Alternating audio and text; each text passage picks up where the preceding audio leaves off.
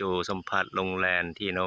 เป็นคนเก่าแก่ของบรรพุขาดสิ่งที่อันเราประวัติเกี่ยวกับแม่ให้จูทางนา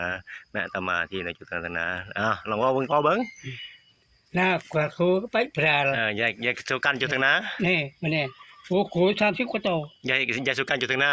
ดุงบาลังจะได้ดุงให้อยากสุกันจูทางนาไปฮะอยากสุกันจูทางนากูทางนาจูลุงโซนาจูสึกะที่กลัวกันวลัดกูจังกะ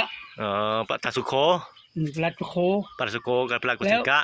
ก็ไปเนาะโจอุทุพรก็ไปยายปิยายจิเวลายังโจรู้วันจันทร์แล้วเสียนนอเนอะเสียนโค30กว่าโตเสียนแซ่หนึ่งแซ่หนึ่งโอ้ยสอบเปียเราบ่ถอยไปเล่าตอนเก๋เนาแล้วน่ะไก่กล้วยตัวจังเรา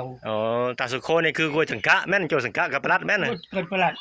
กับปลัดโจสังกะเริ่มแรกเลยล่ะปลัดโคกว่าตาสุโคเลยเนาะเริ่มจึงตั้งโซเมืองพอดีย้ายอยู่ก็จังกะพวกกระแจอุโตแล้วกระแจแล้ววัดแล้วย้ายโจแน่บุญกระแจกูน่ะจังกะย้ายโจกูสังกะเริ่มย้ายโจทุกขาดแน่แม่นน่ะแล้วบุญได้บุญก่อนกระเทียนแล้วก็ย้ายอยู่ก็ทุกขาดกระเทียนแน่เราเป๊ะระปังเลยก็ได้น้องบ่เป๊ะระปังระปังแต่ระปังนะระปังทุกขาดนะระปังดึงไปก็ได้เป๊ะโตดึงไปละจ่องก็ได้เป๊ะแต่ระปังนะระปังเป๊ะปังเลยตอนนี้ปลัดโดนปลัดโดนบ่ปลัดโดนทางห้างแม่นน่ะปลัดโดนทางห้างเนาะหมูพมจ้างหมูพมเอาไปจิ้มจะบนเอาไปลง50ลง60ตามตลาดเนอะปลัดโดนแม่ฮะเนาะเซียนโค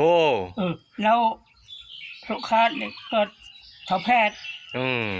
ก็ผู้ปกครองเริ่มก็ดีด่านแจงทัพแพทย์ในกล้วยจุดทางนาทัพแพทย์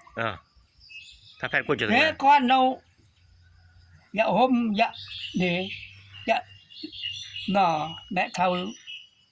ไม่ใช่บินบ่กูขแม่แม่เราแม่กูขแม่แม่กรมเลยนะกล้วยดึงแต่ขแม่บ่นำแม่เท่าไปหาหน่อไม้ยายตุ๋ยนะปลายใหญ่ไหว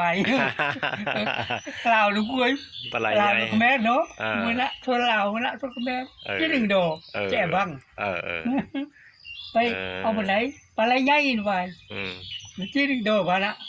ขแม่ดูเราโอ้ยโหโดใครแม่กรมบ่ได้สักแปด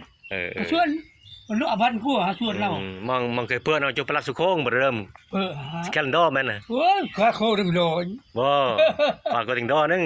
เนี่ยปลาปลาเนี่ยปลาลูกเจี๊ยบปลาตอนเกมมองอายุมันน่ะ15 ปีน้องปลัดมาอายุมันน่ะโอ้เสียนแล้ว60โอ้60กว่าแล้วเสียนแล้วอยู่หมด70แล้วบ่นักเสียนแล้วอยู่ข้างคนถึงมองลุงปืดลุงตลอดปืดแม่นลุงตลอดกลมๆลังปืดตลอดกลมๆแม่นใช่มั้ยเดิมแต่เพิ่นตัวหมดแกปัดลุงปืดอันปัดเด็กก็ดุ้งใหญ่